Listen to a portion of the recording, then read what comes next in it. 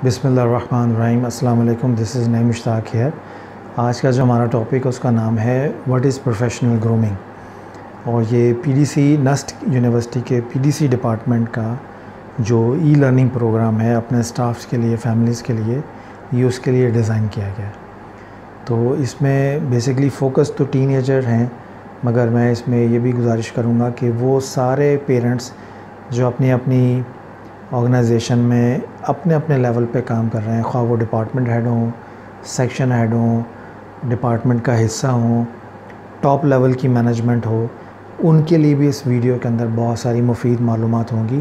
ख़ास तौर पे प्रोफेशनलिज़म के ऊपर जो डिस्कशन है उसका जो कॉन्सेप्चुअल पार्ट है वो बहुत सारे ऑफिसेज़ में जब आप उसको अप्लाई करेंगे, ख़ास तौर पे जो सेक्शन के हेड हैं, डिपार्टमेंट हेड हैं, इवन के सीईओ लेवल तक के लोग हैं, अगर वो उस पहलू को ज़रा गौर से देखें तो बहुत सारी उनकी ऑफ़िस की मसले मसाइल को हल करने में मदद भी देगा।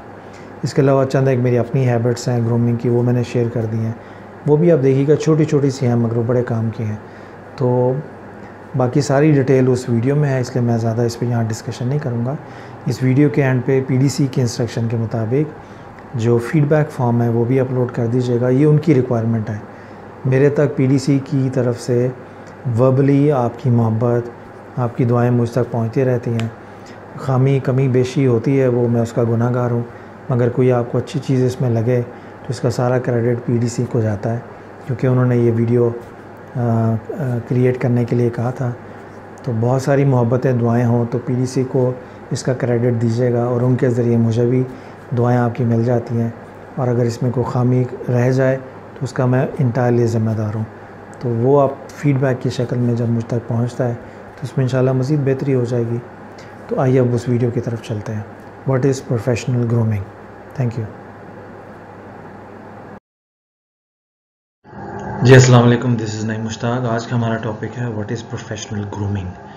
ये बेसिकली रिकॉर्ड किया है मैंने जो हमारे बिल्कुल यंग एंटरप्रेन्योर्स हैं, टीनेजर्स हैं, और बिज़नेस प्रोफेशनल्स के लिए भी ये काम आएगा, क्योंकि इसमें जो कॉन्सेप्चुअल क्लैरिटी है कुछ मैनेजमेंट कॉन्सेप्ट की, बहुत ज़्यादा किताबों में अवेलेबल नहीं है। वो प्रैक्टिकल प्योर एक्सपीरियंस की बेस के ऊपर डिज़ाइन किया है मैंने। और उसके अलावा छोटी छोटी वो ग्रूमिंग हैबिट्स जिससे इंसान अपनी प्रोफेशनल लाइफ में भी और इंडिविजुअल लाइफ में भी, ऑफिस के अंदर भी और ऑफिस से बाहर भी, उसकी पर्सनालिटी को ग्रो करने में उसको मौका मिलता है। तो आइए इसकी पहली स्लाइड की तरफ थोड़ा सा मैं आपको आइडिया इसका दे देता हूँ। हमारी जो आज की स्लाइड है उसमें बेसिकली जो डिवीज़न है इसकी प्रेजेंटेशन की, कि पहले तो हम प्रोफेशनलिज्म के ऊपर बात कर लेंगे, क्योंकि प्रोफेशनल ग्रूमिंग क्या टॉपिक है, तो प्रोफेशनलिज्म पे बात कर लेंगे। फिर उसके बाद ग्रूमिंग का क्या मतलब है उसको देख लेंगे। फिर प्रोफेशनल ग्रूमिंग, इन दोनों कॉन्सेप्ट्स को मिला के देखेंगे कि क्या बनता है। उसके बाद जो मेरी अपनी ज़ाती 10 ग्रूमिंग हैबिट्स हैं वो मैंने डेवलप की हैं। बजाय ये कि मैं किसी किताब से ले लूँ, वहाँ से कट एंड पेस्ट करूँ, तो मैंने सोचा मैं आपके साथ अपनी हैबिट्स शेयर कर लेता हूँ। हो सकता है वो आपके किसी ना किसी लेवल पे काम आ जाए, आपकी अपनी इंडिविजुअल लाइफ में भी, पर्सनल लाइफ के ऊपर में भी। और उसके बाद एंड पे मैं चंद एक किताबें जो हैं सैम्पल के तौर पे कि ग्रूमिंग के हवाले से कौन कौन से एरियाज़ हैं जो जिनके किताबों में कौन कौन से एरियाज़ डिस्कस होते हैं ग्रूमिंग के हवाले से, उससे थोड़ा सा आपको आइडिया हो जाएगा। अच्छा, पहली चीज़ ये याद रख लीजिएगा कि प्रोफेशनल ग्रूमिंग का जो टाइटल है, यही टॉपिक बाज़ का डिफरेंट टाइटल्स में भी आता है। जब आप प्रोफेशनल ग्रूमिंग पे किताबें पढ़ेंगे तो सम टाइम उनके अंदर ये डिफरेंट चैप्टर्स में डिवाइडेड होता है। यानी प्रोफेशनल ग्रूमिंग ये बेसिकली पर्सनल डेवलपमेंट का ही एक टॉपिक है। तो पर्सनल डेवलपमेंट में एक ख़ास जुज़ है जिसको ग्रूमिंग का नाम देते हैं। यानी नीट एंड क्लीन आपने कैसे रहना है, अपनी अपीयरेंस को कैसे बेहतर बनाना है। तो ये भी चूँकि पर्सनल डेवलपमेंट का एक जुज़ है, तो इसलिए पर्सनल डेवलपमेंट के नाम से भी ये चीज़ें बाज़ कर डिस्कस होती हैं। फिर उसके बाद कॉर्पोरेट ड्रेसिंग और पर्सनल ग्रूमिंग, यानी कॉर्पोरेट जब आप दफ्तर की लाइफ में होते हैं तो वहाँ पे आपने ड्रेसअप कैसे रहना है, और उसके अलावा छोटी छोटी आदतें जिससे आपका इंप्रेशन जो बेहतर हो जाए। एटिकेट्स एंड मैनरिज्म, एटिकेट्स और मैनरिज्म पे जब आप किताबें पढ़ेंगे तो ज़्यादा उस पर फोकस होता है।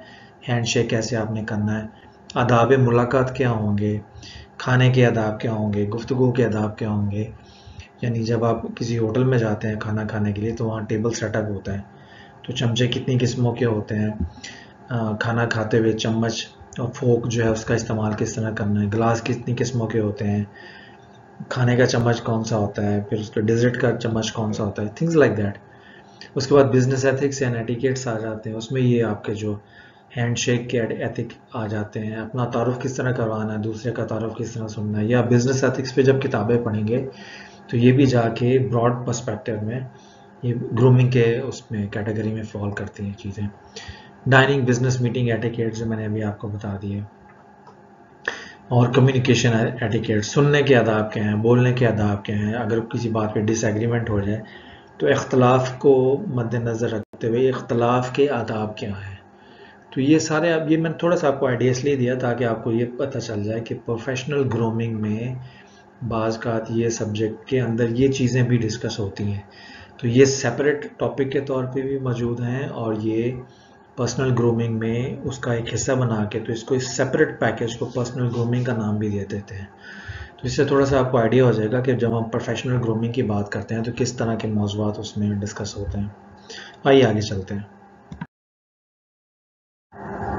अब हम सबसे पहले बात कर लेते हैं प्रोफेशनलिज्म की, कि एक लफ्ज़ हम बोलते हैं, जैसे हमने कहा प्रोफेशनल ग्रूमिंग, तो लफ्ज़ प्रोफेशनलिज्म और प्रोफेशन, जब हम प्रोफेशनलिज्म की बात करते हैं तो इससे मुराद क्या है। बहुत सारे बड़े बड़े लोग प्रोफेशनलिज्म की डेफिनेशन और इसके कॉन्सेप्ट पे अजीबोगरीब सी कन्फ्यूजन का शिकार हैं, क्लैरिटी नहीं है उनके नज़दीक। उन्होंने स्किल में महारत को प्रोफेशनलिज्म समझा हुआ, हालांकि ऐसी बात नहीं है।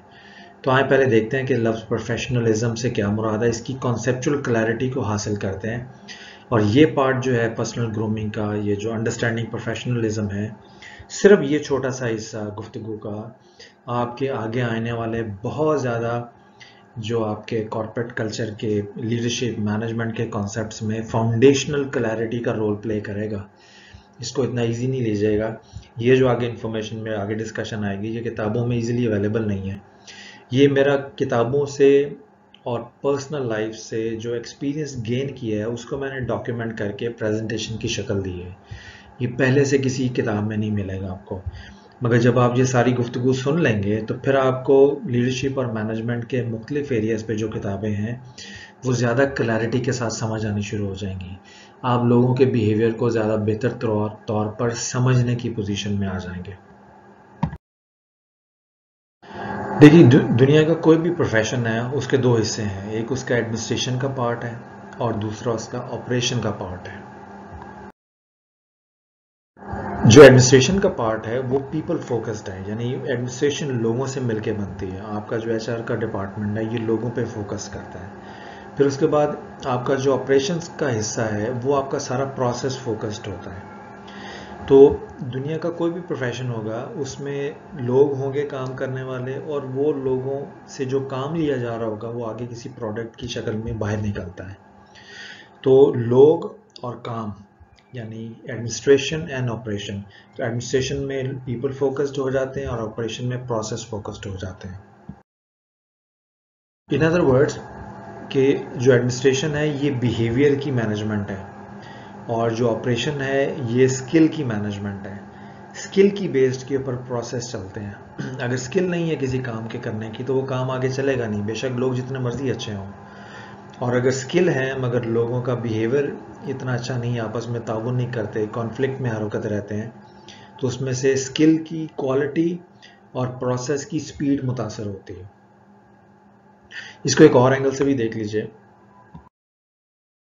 कि एडमिनिस्ट्रेशन सारी की सारी ऑर्गेनाइजेशनल फोकस्ड होती है, यानी उसका पूरा लुबे लुबाब जो होता है एडमिनिस्ट्रेशन का वो ऑर्गेनाइजेशन को देख रहे होते हैं। और ऑपरेशन सारे का सारा ये प्रोडक्ट फोकस्ड होता है कि ऑपरेशन में से प्रोडक्ट निकलनी है जो आके मार्केट में जाके कस्टमर के हाथों तक पहुंचे कि वो ख़रीदेगा, उससे जो प्रॉफिट होता है उससे फिर आपकी सैलरीज निकलती हैं, ऑर्गेनाइजेशन डेवलप होती है, प्रोडक्ट में क्वालिटी आती है। तो आप अब थोड़ा सा आपको आइडिया हो गया कि प्रोफेशन से मुराद हमारा उसके दो हिस्से हैं, एक आपके एडमिनिस्ट्रेशन का हिस्सा है, एक आपके ऑपरेशन का हिस्सा है। तो जब हम प्रोफेशनलिज्म की बात करते हैं जो कि लफ्ज़ प्रोफेशन से निकला है, तो ज़हन में ये रखिएगा कि प्रोफेशनलिज्म में ऑपरेशंस एंड एडमिनिस्ट्रेशन दोनों साथ हों तो प्रोफेशनलिज्म बनता है। दूसरे लफ्ज़ों में ऑपरेशनल एक्सीलेंस और एडमिनिस्ट्रेटिव ग्रिप, ये जब तक उस पर कोई महारत हासिल नहीं कर लेगा उस वक्त तक वो प्रोफेशनलिज्म या प्रोफेशनल नहीं कहला सकता। दूसरे लफ्ज़ों में अगर मैं इसको अपने लफ्ज़ों में यूँ डिफ़ाइन करूँ कि professionalism is the ability to handle both people and process या बोथ एडमिनिस्ट्रेशन एंड ऑपरेशंस। तो अगर एक आदमी के पास स्किल है अच्छी ऑपरेशनल, मगर लोगों के साथ रवैया अच्छा नहीं है, तो टेक्निकली हम उसको टेक्नीशियन बोलेंगे, प्रोफेशनल नहीं बोलेंगे। क्योंकि प्रोफेशनल की बाई नेचर डेफिनेशन में अगर आप वर्ड प्रोफेशन गूगल करें या प्रोफेशनलिज्म गूगल करें तो आपको इन दो लफ्ज़ों की डेफिनेशन के अंदर लोग और प्रोसेस, स्किल एंड बिहेवियर, ये दोनों इकट्ठे मिलेंगे आपको। तो प्रोफेशनलिज्म से मुराद ये है कि वो आदमी जो अपनी ना सिर्फ महारत स्किल में महारत रखता हो बल्कि उसके साथ साथ लोगों से तमीज़ और तहजीब से पेश आने का सलीका भी रखता हो। तो आपका लोगों के साथ जो ताल्लुक़ है उससे एडमिनिस्ट्रेशन में क्वालिटी आती है, बैलेंस क्रिएट होता है, हार्मनी क्रिएट होती है, कॉन्फ्लिक्ट मिनिमाइज होता है और आपकी स्किल में महारत से प्रोडक्ट की क्वालिटी इंप्रूव होती है। क्योंकि देखें ना, अगर प्रोसेस अच्छे हो जाएं और लोगों के पास स्किल बड़ी अच्छी हो ऑपरेशन, मगर आगे प्रोडक्ट में क्वालिटी आगे नहीं निकल रही, तो जब आप उसको एनालाइज करेंगे तो देखेंगे कहीं ना कहीं कोई एडमिनिस्ट्रेटिव इशू है जिसने आगे चल के ऑपरेशंस में और प्रोसेस में ख़राबी पैदा की है। अगर एक स्टाफ के अपने सबॉर्डिनेट के साथ या सबॉर्डिनेट का सुपीरियर के साथ ताल्लुकात अच्छे नहीं हैं तो वो जो ताल्लुकात की तलखी है वो ऑपरेशन में कहीं ना कहीं खामी की शक्ल में ज़रूर झलकेगी।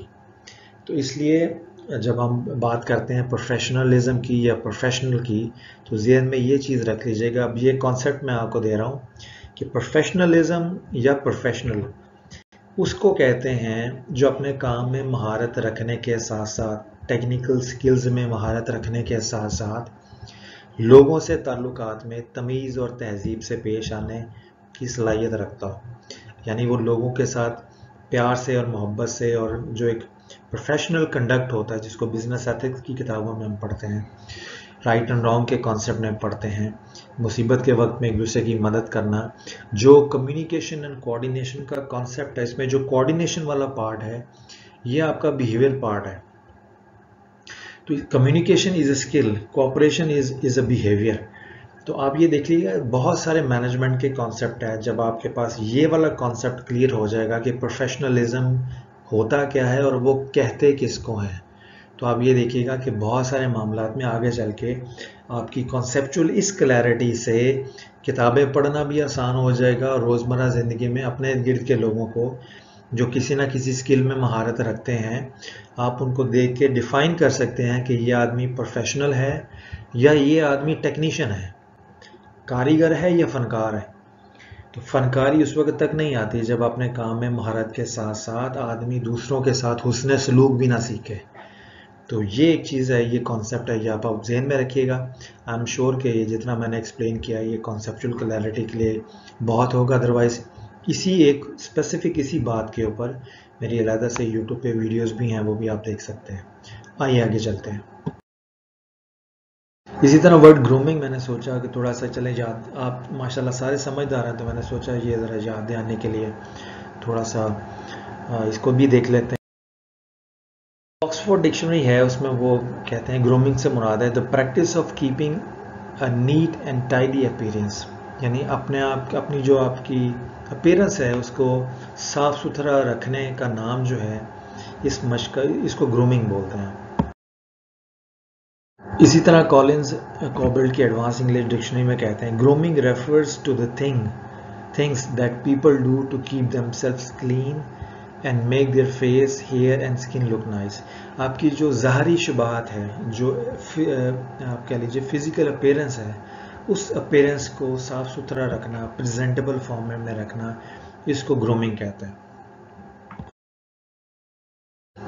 अब आप प्रोफेशनल ग्रूमिंग की तरफ आ जाएं। अगर इस लफ्ज़ को लें professional grooming, take it as one word, तो इसके दो हिस्से हो जाएंगे। एक आपका फिजिकल अपीयरेंस का हो जाएगा जिससे इंप्रेशंस क्रिएट होते हैं, उसमें आपका लिबास है, शूज़ हैं, हेयर कट है, फेस है, परफ्यूम है, बहुत सारी चीज़ें इसमें आ जाती हैं। और एक इसका एटिकेट और मैनर्स का, बिहेवियर का, पब्लिक डीलिंग का पार्ट आ जाता है।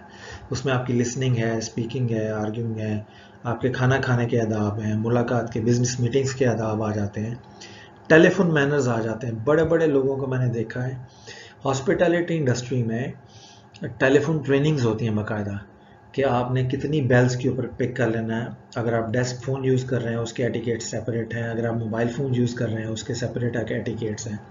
तो ये सारी चीज़ें जब आप मिला लेते हैं एटिकेट्स और मैनर्स की, तो ये प्रोफेशनल ग्रूमिंग का हिस्सा बनते हैं। अब अगर आप इसको कंबाइन कर लें तो जो आपका इम्प्रेशन वाला पार्ट है और एक्शंस वाला पार्ट है, यानी आप खामोश हैं मगर आपकी शख्सियत को देखकर एक अंदाज़ा जो लोग लगाते हैं, वो अंदाज़ा, और जब आप गुफ्तगू करते हैं, बोलते हैं, बातचीत करते हैं, बिहेवियर अपना डिस्प्ले करते हैं, उसको जमा कर लें तो ये कंबाइन करके पैकेज इसको प्रोफेशनल ग्रूमिंग का नाम करते हैं।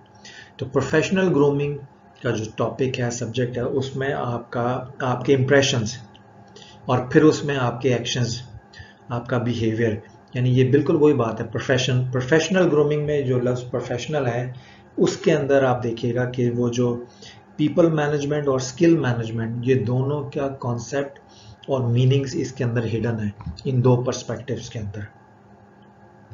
आइए आगे चलते हैं। सो ये मैंने अपने लफ्ज़ों में जो मेरी अंडरस्टैंडिंग है कि प्रोफेशनल ग्रूमिंग फिर है क्या, तो उसको मैंने 3 बुलेट पॉइंट्स में डिफाइन किया है कि professional grooming is grooming with focus on career and business growth. In this sense, grooming becomes a business tool and a technical skill as well. ये जो प्रोफेशनल ग्रूमिंग का कॉन्सेप्ट है ये बजाते खुद एक बिजनेस टू बिजनेस कॉन्सेप्ट, और ये फिर एक टेक्निकल स्किल्स में भी कन्वर्ट हो जाता है। सेकेंड बुलेट पॉइंट ये है कि grooming is a way of life only effective when it is a part of your normal routine self. जब आपकी ये फितरत सानिया बन जाए, जो सेकेंड नेचर आपकी बन जाए, जब आपके इसके लिए ख़ास तौर पे यानी इन आदात के ऊपर, ग्रूमिंग हैबिट्स के ऊपर अमल किए बगैर आपको चैन ना आए, आपकी नॉर्मल रूटीन लाइफ का ये हिस्सा बनता है, उस वक्त तक ये ग्रूमिंग डेवलप नहीं होती। थर्ड बुलेट पॉइंट ये है कि grooming is dressing your skills with your behaviour. ये बड़ा इंपॉर्टेंट जुमला है। Grooming is dressing your skills with your behaviour. उसमें एटिकेट्स और मैनर आ जाते हैं।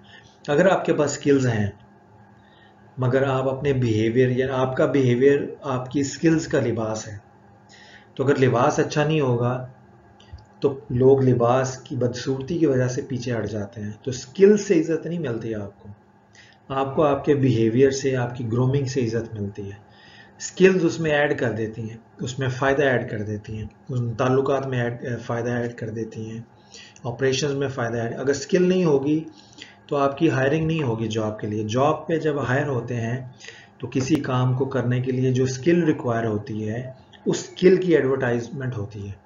एचआर में ऑफिसर रखना है, क्लर्क रखना है, कोई मैनेजर रखना है, तो वो जो स्किल्स की ऐड बनती है उस स्किल्स पे आप अप्लाई करते हैं, उन स्किल्स का इंटरव्यू होता है और उसके मुताबिक फिर आपकी सिलेक्शन होती है। तो उन स्किल्स की इवैल्यूएशन के साथ साथ फिर आपका बिहेवियर भी इवैल्यूएट होता है इंटरव्यू प्रोसेस के अंदर, कि अगर ये आदमी अपनी अच्छी स्किल्स के साथ आ गया हमारे पास, कहीं हमारे अच्छी स्किल्स के साथ हम इसको सिलेक्ट तो कर लेंगे, मगर कहीं अपने बुरे बिहेवियर की वजह से हमारा ऑर्गेनाइजेशनल कल्चर ख़राब ना कर दे। तो स्किल्स से प्रोडक्ट इम्प्रूव होती है, बिहेवियर से कल्चर इम्प्रूव होता है। अगर दोनों में से कोई एक चीज़ ख़राब हो जाए तो या प्रोडक्ट ख़राब हो जाएगी या उस ऑर्गेनाइजेशन का बिहेवियर यानी ऑर्गेनाइजेशनल कल्चर ख़राब हो जाता है। तो अच्छी ऑर्गेनाइजेशन में प्रोडक्ट को देखते हुए अच्छे स्किल्स के लोग हायर करने के साथ साथ अपने ऑर्गेनाइजेशनल कल्चर को मैनेज करने के लिए, उसको अपडेट रखने के लिए, उसको प्योरीफाई, नीट एंड क्लीन रखने के लिए अच्छे बिहेवियर के लोग भी बाज़ का वो ज़्यादा फोकस्ड होते हैं बड़ी और अच्छी ऑर्गेनाइजेशंस के। तो ये मेरे अपने जुमलों में मेरी अपनी है। आप जब किताबों में पढ़ेंगे, नेट पे जाएंगे तो आपको इससे भी ज़्यादा बेहतर अच्छी जो है वो डेफिनेशन मिल जाएगी। आइए आगे चलते हैं। अब मैं चंद एक आपको अपनी पर्सनल हैबिट्स से इंट्रोड्यूस कराता हूँ। ये मैं बचपन से, आप ये कह लीजिए, अब तो याद भी नहीं कब से ये मैंने डेवलप की हुई है। तो ये मैंने सोचा शायद आपको अच्छी लगे, तो इनमें से जो अच्छी लगती है वो रख लीजिए, जो अच्छी नहीं लगती या जो समझते हैं कि समझ में नहीं आई वो किसी और को रेफ़र कर दीजिएगा। तो आइए चलते हैं। हैबिट नंबर 1, रोज़ाना सुबह शाम नहाए। मेरी आदत है बचपन से कि एक दफ़ा मैं सुबह उठता हूँ तो नहा लेता हूँ, फिर रात को सोने से पहले नहा लेता हूँ। और अगर बाहर से आप कहीं हो के आए हैं, घर में एंटर हुए हैं और दिन में आपको कहीं बहुत ज़्यादा मार्केट में जाना पड़ा तो पसीना है, तो जैसे घर में एंटर होते हैं तो कपड़े बदलने से पहले आप नहा लीजिए।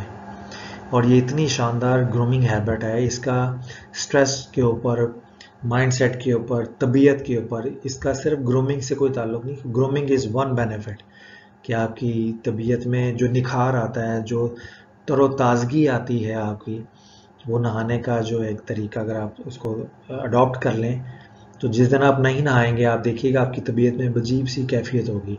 नहाने से तबीयत फ़्रेश हो जाती है, जितने नेगेटिव आइडियाज़ हैं या थकावट जो है वो बंदा उससे निजात पा के एक नई तरह से नई पैदाइश होती है। एक सुबह के वक्त आपकी नई पैदाइश होती है, फिर एक रात को सोने से पहले आपकी पैदाइश होती है।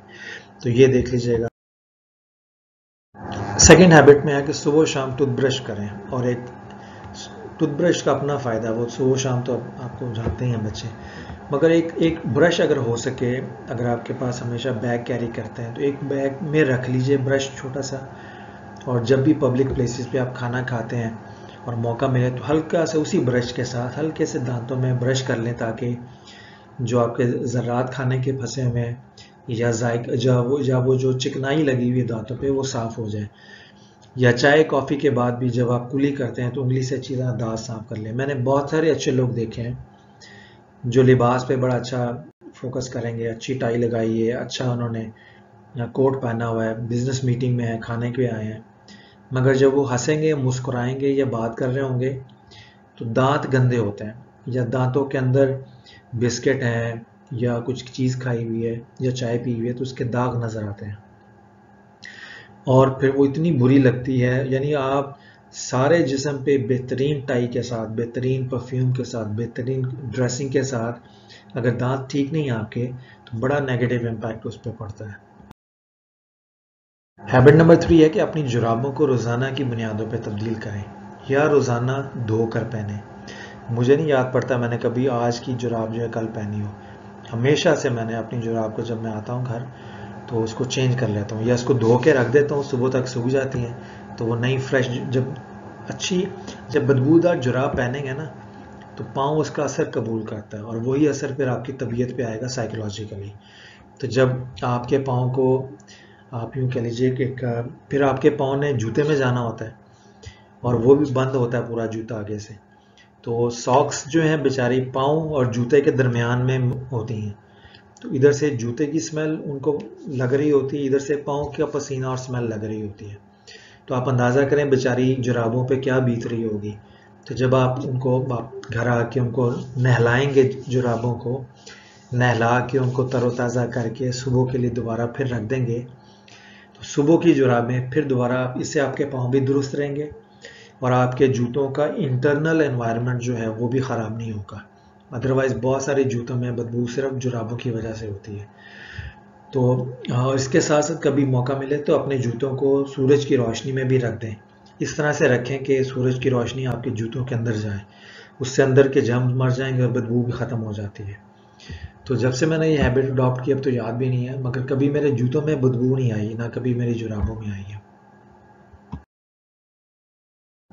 इसी तरह नेक्स्ट हैबिट में ये है कि महीना में एक मरतबा ज़रूर बार्बर शॉप के पास जाकर बालों को ठीक करवाएं, इसकी ट्रिमिंग करवा लीजिए, गैर ज़रूरी बाल हैं वो ख़त्म करवा लीजिए, सादा या बिज़नेस कट रखें। मुराद ये बहुत सारे बच्चे या जो यंग एंटरप्रेन्योर्स हैं वो फैशन को फॉलो करते हुए कटिंग करवाते हैं और उस फैशनेबल कटिंग के ऊपर अपना बिज़नेस ड्रेस डाल के वो समझते हैं कि जब वो इंटरव्यू के लिए जाएंगे तो उनका हेयर कट नोट नहीं होगा।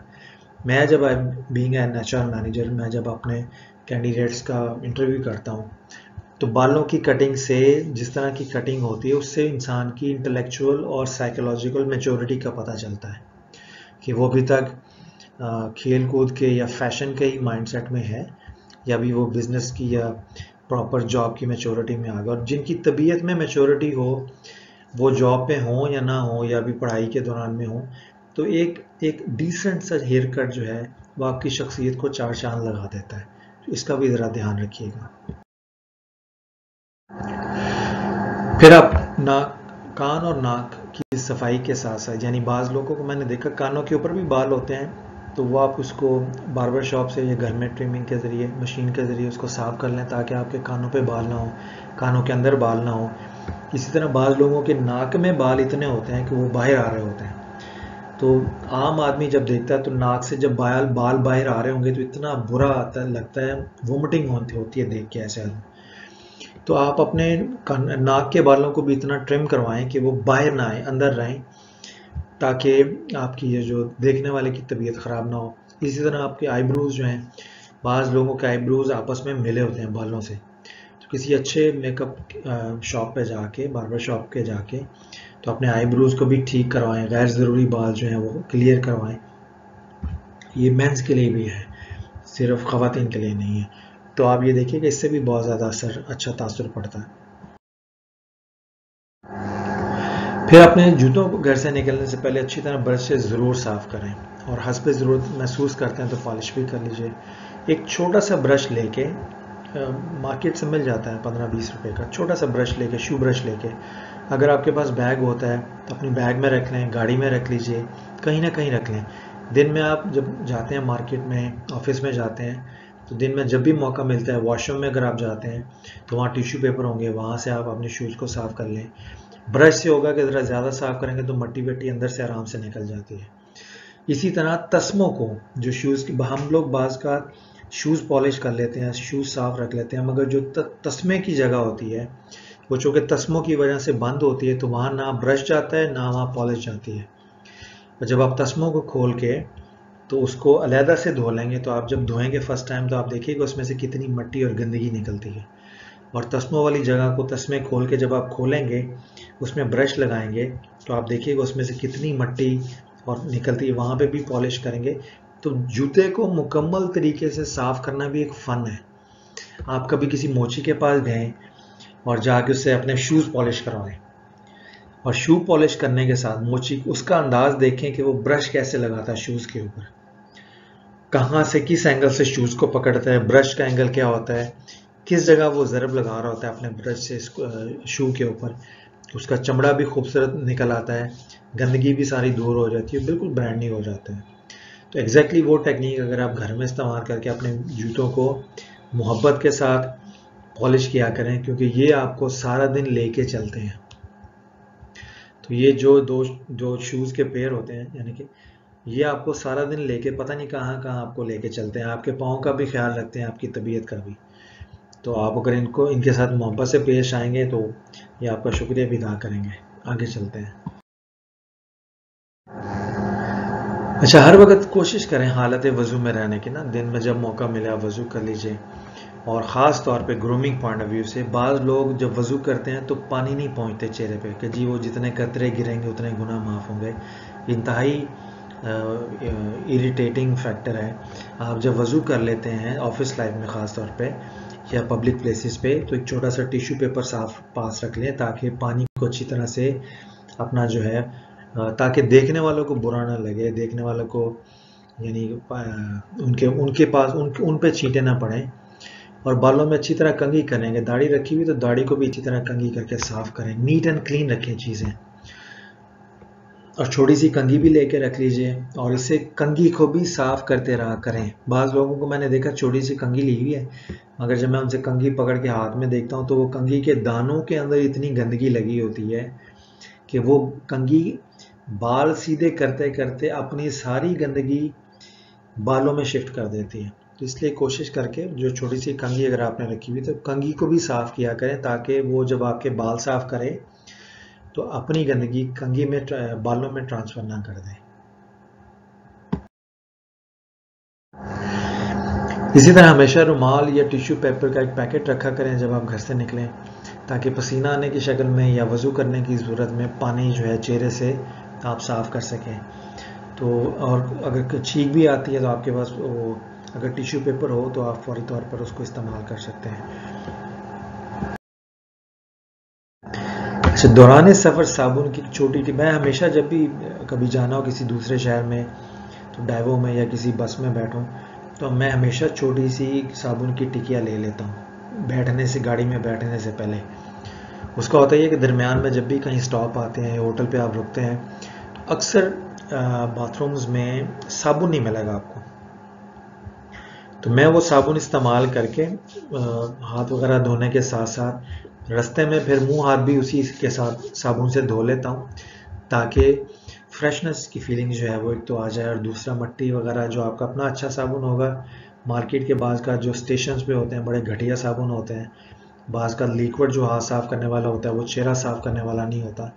तो अपने चेहरे की खूबसूरती, प्रोटेक्शन, स्किन प्रोटेक्शन के पॉइंट ऑफ व्यू से छोटी सी टिकिया 20-25 रुपए की अच्छे साबुन की मिल जाती है। ना भी छोटी मिले तो नॉर्मल साबुन ले लें, वो बाद में आपके काम आएगा, उसको शॉपर में रख लें ट्रैवल कंपेनियन के तौर पे। तो आप देखिएगा इसमें दरमियान में जब आप स्टॉप ओवर होता है, आप साबुन से मुँह हाथ धोते हैं, तो बड़ी फ्रेश फीलिंग आती है आपकी, और उससे सफाई और ग्रूमिंग का भी बड़ा मैनेज करने में रोल होता है।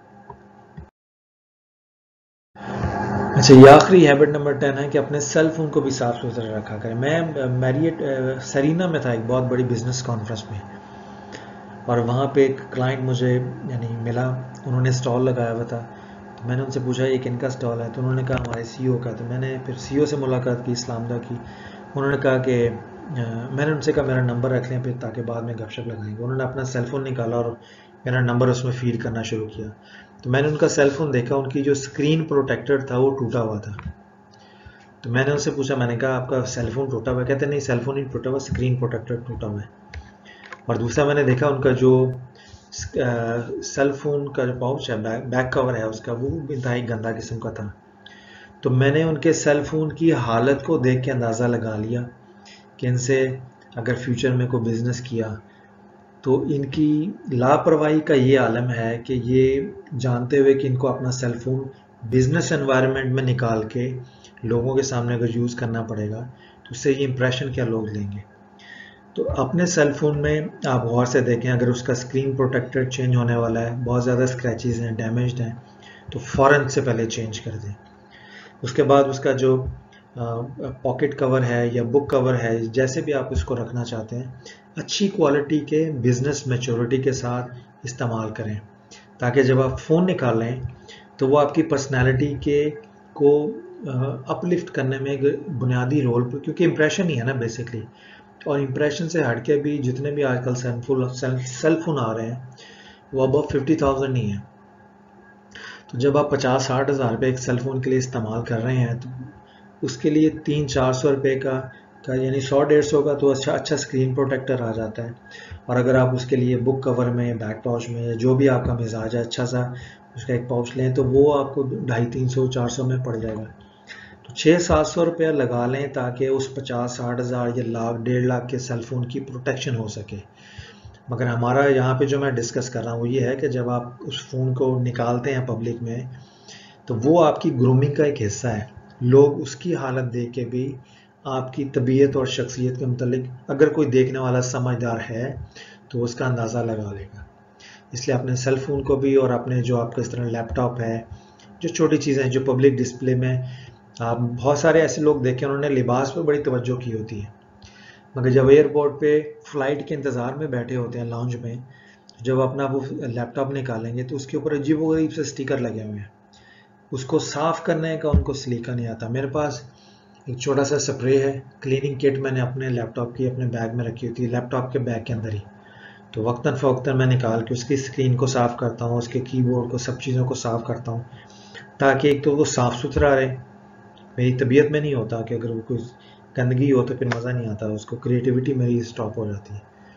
इसलिए वो चीज़ों आपसे रिलेटेड जो भी चीज़ है, आपकी ज़ात के साथ साथ जिस चीज़ का भी आपकी ज़ात के साथ कोई ताल्लुक़ है, उसको भी अपनी ज़ात की तरह साफ़ सुथरा रखने की आदत डालें, ताकि आप ना सिर्फ अपनी ज़ात बल्कि इर्द गिर्द के एनवायरनमेंट में जो चीज़ आपसे कनेक्ट हो जाए वो साफ़ सुथरी हो जाए। बस ये ज़हन में रख लीजिए इसका कॉन्सेप्ट।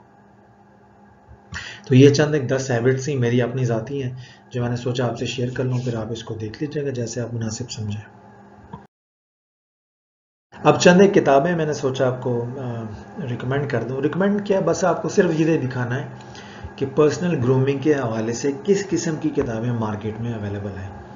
आप अपनी पसंद की कोई किताब उठा लीजिए, मार्केट में किसी अच्छी बुक शॉप पे चले जाएं, वहाँ से आपको मिल जाएंगी ये किताबें। तो आइए चंद एक आपको किताबें दिखाते हैं।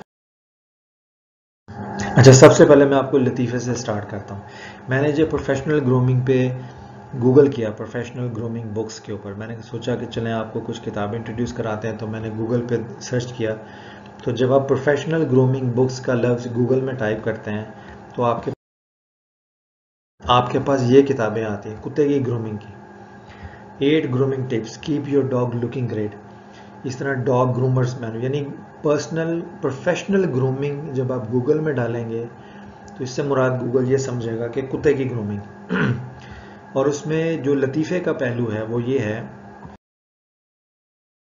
कि जब आप कुत्ते की ग्रूमिंग पे किताबें पढ़ेंगे तो जो काम कुत्ते की ग्रूमिंग पे करते हैं, अगर वो आप अपनी ज़ात पे करना शुरू कर दें तो एग्जैक्टली वही प्रोफेशनल ग्रूमिंग है। आप देखें, नीट एंड क्लीन ट्रिमिंग करना, अपने गैर ज़रूरी बाल ख़त्म करना, नहा धो के नीट एंड क्लीन रहना, अपना ड्रेसअप ठीक रखना, ठीक है ना। तो ये जो कुत्ते की डॉग ग्रूमिंग के ऊपर जो टेक्निक्स हैं, ये जो उसके प्रोसेस हैं, एग्जैक्टली वही प्रोफेशनल्स की ग्रूमिंग के हैं। तो ये एक लतीफ़े का पहलू भी था दिलचस्प, मैंने सोचा आपको इससे थोड़ा सा महसूस भी होंगे। तो अब जब हम आगे चलते हैं कि प्रोफेशनल ग्रूमिंग इंसानों के लिए, उस पर किताबें कौन सी हैं। ये देख लीजिए, ये बड़ी मशहूर किताबें हैं, जॉन मॉली की हैं। ड्रेस फॉर सक्सेस है, फिर उन्होंने एक वुमेन ख़वातीन के ड्रेस के हवाले से ख़ास किताब लिखी है, बिज़नेस के हवाले से। तो आप ये 3 डिफरेंट टाइटल्स के साथ उनकी किताबें आई हुई हैं। ड्रेस फॉर सक्सेस तो है मेरे पास, बाकी 2 नहीं है। ये मैं पढ़ता रहा हूँ, काफ़ी अर्ली 90s में इसको मैंने पढ़ा है।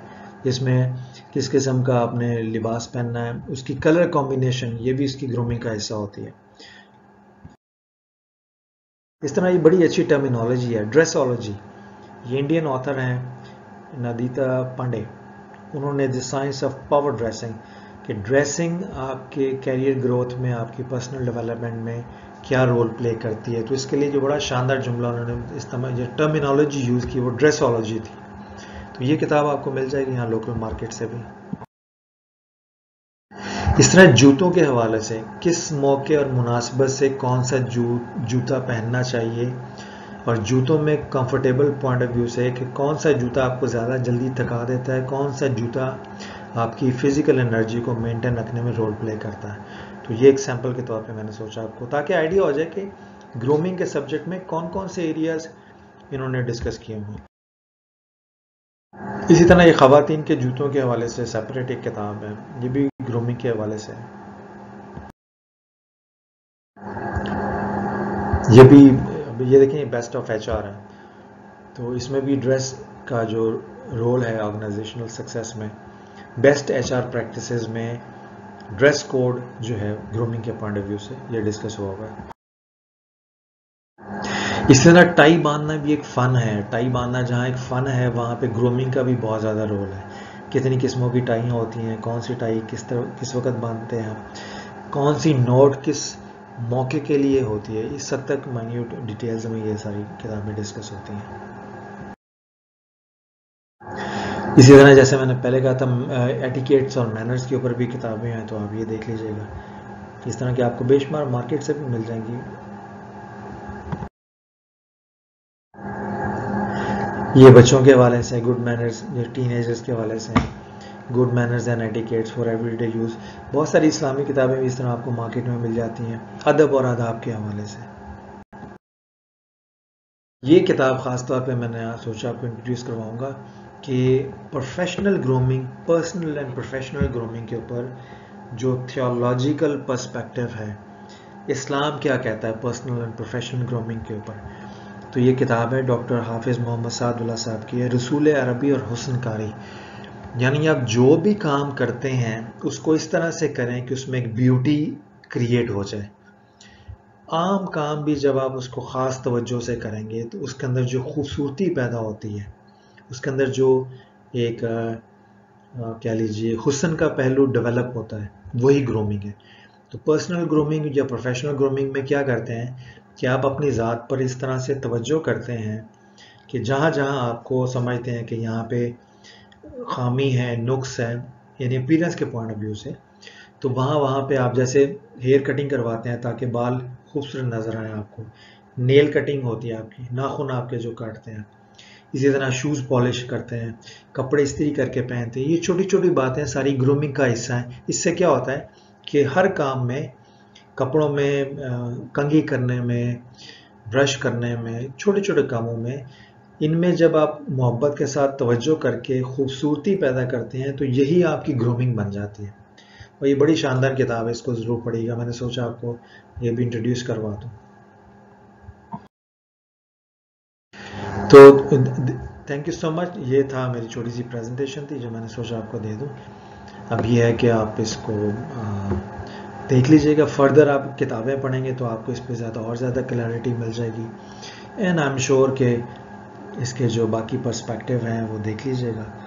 अब ये है कि पीडीसी का जो एक उनकी तरफ से ऑफिशियल रिक्वायरमेंट है कि इस वीडियो के साथ उन्होंने फीडबैक फॉर्म भी दिया होगा, तो वो भी देख लीजिएगा, उसको फिल करके अपलोड कर दीजिएगा। ये उनकी तरफ से अनाउंसमेंट थी जो मैंने आपको दे दी। आपकी तरफ से मुझे जो वर्बल फीडबैक की शक्ल में आपकी एप्रिसिएशन मिलती है पीडीसी की तरफ से, मेरे लिए वही काफ़ी है। और इंशाल्लाह और अच्छी वीडियोस के साथ एज़ पर देयर रिक्वायरमेंट आपकी खिदमत में हाजिर होंगे। इजाज़त दीजिए, बहुत बहुत शुक्रिया। अल्लाह हाफिज़।